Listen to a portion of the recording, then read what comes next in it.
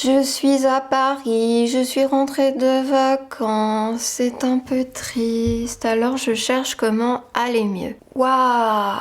J'ai des centaines de nouvelles vidéos dans mon flux YouTube et c'est facile de me laisser aspirer par ce divertissement tiédasse sans faire de tri et en regardant des choses qui me font pas fondamentalement du bien. Alors je pensais, et puisque tu me l'as demandé, des chaînes YouTube que j'aime. J'ai pas du tout préparé ce dont je voulais te parler, donc ce sera ultra arbitraire. J'ai ma chaîne YouTube sous les yeux, avec tous mes abonnements, et je vais essayer de déterminer les 5 chaînes dont j'ai envie de voir le contenu en premier, parce que elles m'ont manqué, et parce que je sais que ça me fera du bien. Je me sentirai pas abrutie ni souillée par un contenu pas terrible comme on sait qu'il y en a et qui peut nous absorber. Les premières choses que j'ai regardées en arrivant, ce sont les vlogs de Casey Neistat, qui est un Américain, qui est un réalisateur. Oh, je suis désolée si le contenu est anglophone, le cœur a des raisons que la raison ne peut, tout ça. Donc Casey Neistat, c'est un homme de 34 ans, je crois, qui vit à New York, qui fait des films. Je crois que les gens dont je vais parler, j'ai regardé pratiquement toutes leurs vidéos. Casey Neistat fait un vlog par jour depuis plus de 80 jours maintenant. Et c'est pas du vlog, généralement ça fait 8 minutes ou un peu moins. Ce sont des vlogs très bien réalisés, avec un découpage, avec un montage d'une précision et d'une créativité. C'est vraiment pas le genre de vlog que tu vas regarder dans un onglet et tu vas faire autre chose sur un autre onglet parce que tu as envie de voir ces images. Il filme New York magnifiquement bien, il fait des tas de timelapse où on voit tous les skylines pas possibles avec les différentes météos de New York. Alors c'est un Américain avec tout ce qu'on peut reprocher aux Américains, son côté self-made man, travailler plus, faire un maximum de choses, se réaliser, toujours plus loin, la réussite personnelle et tout ça. Mais c'est assez stimulant, il a un peu une philosophie parfois fascisante, mais c'est motivant, c'est beau, c'est créatif, c'est inspirant. Il a sa petite vie de famille, son entreprise, il fait du sport. C'est à peu près les 3 grands axes de sa vie et son travail passé. Et sur sa chaîne, on a des vidéos plus abouties qui datent d'il y a plusieurs années, qui sont pour certaines délicieuses. Son histoire d'amour avec sa femme, des voyages qu'il a fait avec son fils, des pubs qu'il a fait pour Nike ou des voyages un peu extrêmes. Enfin, c'est un type qui fait tout, genre du parachute, du skate, du vélo extrême, des sauts dans les chutes de Patagonie. Donc c'est très dépaysant pour moi. Ensuite, petit péché mignon, Hélène. Hélène, mon blog de filles, je sais qu'elle est allée à Montréal, qu'elle a fait un haul pas possible de 45 minutes, il y a eu la fin du mois donc il y a ses favoris. Alors voilà, c'est mon péché mignon. Hélène, je crois que j'ai pratiquement regardé toutes tes vidéos. Et ça fait longtemps parce que Hélène est une pionnière. Alors bien sûr, c'est de la beauté, c'est de la consommation, mais Hélène a un charisme. Il y a une intimité à regarder les vidéos d'Hélène. Honnêtement, voilà, Hélène typiquement, je ne regarde pas l'écran, je l'écoute et je fais autre chose. Et je reviens à l'onglet quand elle a dit une bêtise ou quand j'ai envie de voir un truc, enfin. Ce que j'aime chez Hélène, c'est qu'elle a 44 ans, je crois, qu'elle est là depuis bientôt 10 ans, enfin je sais pas, entre 8 et 10 ans, qu'elle a fait des centaines de vidéos, qu'elle a une carrière derrière elle travaillait dans le tourisme, je crois. C'est une femme que j'admire parce qu'elle me semble intègre. On sent que sa communauté est précieuse pour elle, que pour elle jamais rien n'est acquis, que cette nouvelle vie la fait vraiment kiffer, mais qu'elle bataille, enfin que voilà, que c'est au jour le jour. Et alors formellement, j'adore qu'il n'y ait pas de montage. Je prie les anges pour que Hélène ne sache pas utiliser un logiciel de montage parce que elle te capte. elle te capte et t'as pas envie qu'elle coupe rien. C'est trop bien. C'est trop bien de l'avoir désemparée à chaque fois. Enfin, la technique, c'est pas son truc, mais c'est tellement attendrissant que voilà, elle a peur que la batterie meure, qu'elle se dépêche parce que voilà, ou qu'elle fait exprès de faire des longues vidéos parce qu'elle sait que ça sera le dimanche, qu'on a envie que ça soit long. Pourquoi on a envie que ça soit long? Parce que je crois que c'est le cliché de la base des vidéos beauté sur YouTube, c'est que c'est vraiment l'ami chez qui t'as envie d'aller, de t'allonger sur son lit et de l'écouter te parler de trucs qu'elle a achetés, de ce qu'elle fait. C'est une question qui me travaille. Pourquoi les vidéos beauté? Je ne les juge pas, j'ai du respect pour pas mal de filles, surtout quand elles ont une démarche, une personnalité. Il y a cette intimité, il y a cet entre-soi, il y a le rapport à la mère. C'est pour celles d'entre nous qui n'ont pas vraiment eu de conseils beauté de leur maman. Pour je ne sais quelle raison, on se retrouve avec une femme qui nous regarde, qui nous parle, qui triture ses petits pots, ses petits crayons, ses petits pinceaux et qui, voilà, j'avoue, ça vide la tête. Et je me sens pas bête avec Hélène, probablement à cause de son âge. Elle ne se déguise pas, elle est drôle. Elle a une bonhomie, elle a ses petits tics, elle a ses petites névroses, Je pense que ça me rassure qu'elle soit là. C'est un peu une doyenne. J'espère qu'elle le prendra pas mal si je dis ça.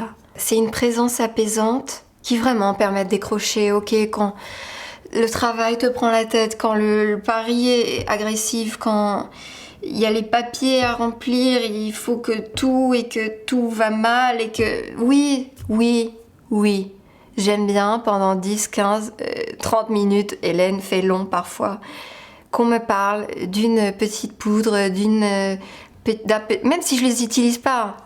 Globalement, chez Hélène, ce qui m'intéresse, c'est plutôt ce qui est soin et maquillage du teint. Tout le reste, je m'en fiche. Son discours sur le sport est très chouette aussi. Bref. Casey, Hélène. Ensuite, après, c'est une chaîne que j'ai découverte récemment. The School of Life. C'est une assez large entreprise qui existe avant YouTube et au-delà de YouTube. C'est une école à Londres.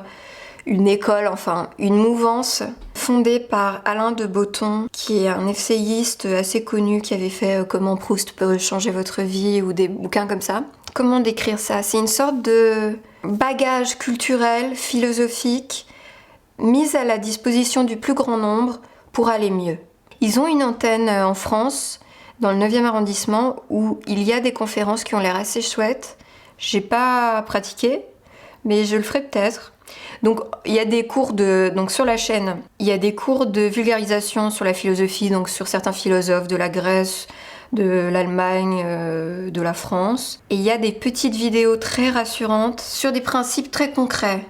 Voilà, pourquoi on a peur d'être un loser? Pourquoi c'est un problème d'être jolie? Pourquoi voyager, ça règle pas tes problèmes? Pourquoi on est à ce point anxieux? Comment la nourriture peut aider à vivre? Qu'est-ce que c'est le mauvais goût? C'est quoi le problème avec la popularité? Qu'est-ce qui fait que c'est tellement chouette d'aller à un hôtel? Ce sont en apparence de toutes petites choses, mais qui peuvent changer une vie et faire la différence entre aller pas terrible et aller un peu mieux. Quand je regarde ça, je sais que je perds pas mon temps, je sais que ça me fait 100% du bien et que ça éveille ce qu'il y a de bon en moi. The School of Life. Hélène Casey, The School of Life. Je peux pas me tromper, il m'en reste 2. Comment te faire découvrir des choses? Ça, c'est plus compliqué. Bon, je pense à lui, même si j'ai fait le tour de ses vidéos.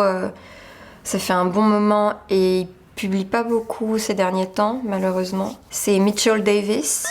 C'est un Américain qui a un parcours très étrange parce qu'il est sur YouTube depuis longtemps.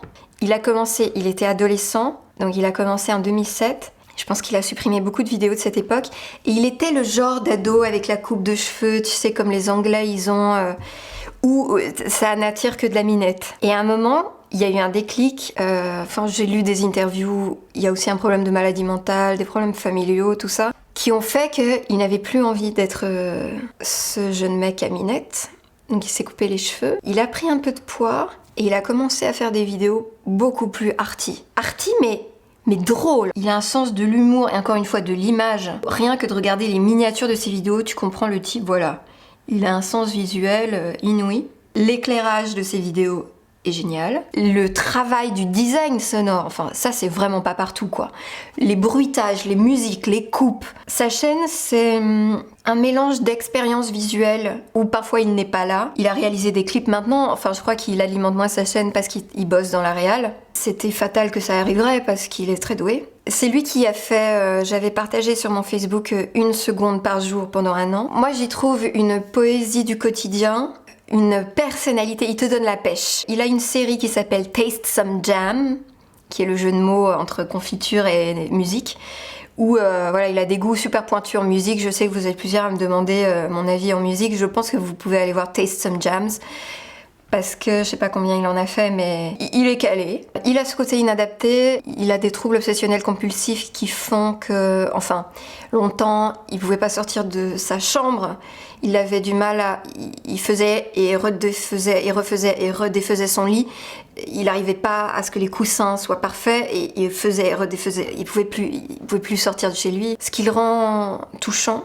En plus, il est hyper généreux. Moi, je lui ai envoyé des messages, il m'a chaque fois répondu, alors que, bon, il a, je sais pas, 600 000 abonnés. Même si, voilà, il est dans ce paradoxe de l'ancienne gloire de la star teenager et le nouvel homme qu'il est devenu, qui n'a plus rien à voir. Je pense qu'il a dû perdre 80% de sa fanbase.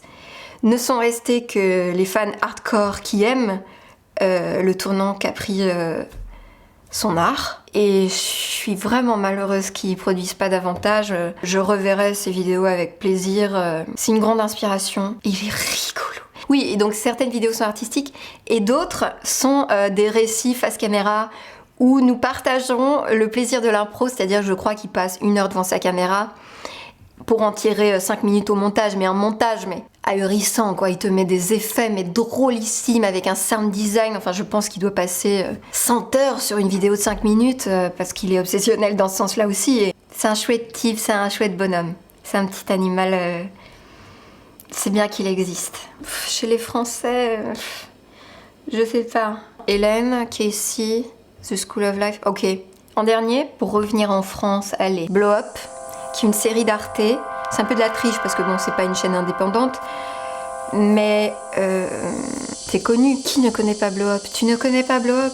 Je pense que ça passe à l'antenne. C'est un format court d'Arte qui te rend intelligent, qui fait du bien, qui te cultive, où tu ne perds pas ton temps. Par exemple, la guitare au cinéma. C'est quoi Isabelle Huppert? Top 5 musical Gus Van Sant. The Big Lebowski en 5 minutes. Monica Vitti vue par Laetitia Masson. Drogue et cinéma. Lettre à Georges Romero. La neige au cinéma. Francis Ford Coppola en 5 minutes. Les escaliers au cinéma. Le split screen au cinéma. C'est quoi Alain Delon? Les mouvements de caméra au cinéma. Le tennis au cinéma. Les travestis au cinéma. La cuisine au cinéma. Les génériques d'Alfred Hitchcock. C'était quoi John Cassavetes? La salle de bain au cinéma. Top 5 imaginaire Pink Floyd. Bref, c'est encore une fois, faut croire, c'est une constante. Travail de montage et de recherche inouï. La voix du narrateur principal et du créateur de Blow Up. Comme les vacances approchent à grands pas, voici dans Blow Up un sujet de circonstance pour clore la saison, la plage au cinéma. Luc Lagier. Sa voix opère sur moi. En voulez-vous encore? Le regard caméra au cinéma. Les yeux au cinéma. Danse et cinéma. Agnès Varda en 4 minutes. Ascenseur et cinéma. C'est quoi Gérard Depardieu? Le peintre au cinéma. Le musée au cinéma. La Côte d'Azur au cinéma. Si vous aimez bien ce savoir un peu encyclopédique, c'est très divertissant. Quand tu regardes un peu des merdes sur YouTube, voilà. C'est un penchant. Nous ne sommes pas à l'abri de cette faiblesse, n'est-ce pas? Regarder un blow-up juste après, ça te recentre. Tu te dis, bon, revenons à l'essentiel, la culture, concentre-toi, sors-toi de cette spirale infernale des bébés hippopotames nains. Vas-y, vas-y, vas-y. Voilà, voilà, voilà. Et toi, si tu veux me faire découvrir des choses, n'hésite pas, parce que je suis d'accord que ce sont des chaînes déjà connues que je te propose. Parce que faut dire que le moteur de YouTube, il est vraiment mal fagoté. Il te permet pas de faire vraiment des découvertes parce qu'il te repropose que les choses que tu as déjà vues. Ou des choses très proches que tu connais. Et c'est triste. Parce que les algorithmes encouragent les gros. Parce que les gros font rentrer de la money. Et que la money, YouTube, il aime bien ça. Ne t'en fais pas, je t'aime quand même YouTube, même si quand même tu aurais pu ne pas censurer mon pipi. Pourquoi tu censurais mon pipi, YouTube? Va voir mon pipi de Corse. Ça va, voilà. Je suis sûre que tu as fait pipi avant de voir cette vidéo et que tu le feras après, n'est-ce pas? C'est signe que nous sommes tous en vie, c'est une bonne nouvelle. Bonne nuit.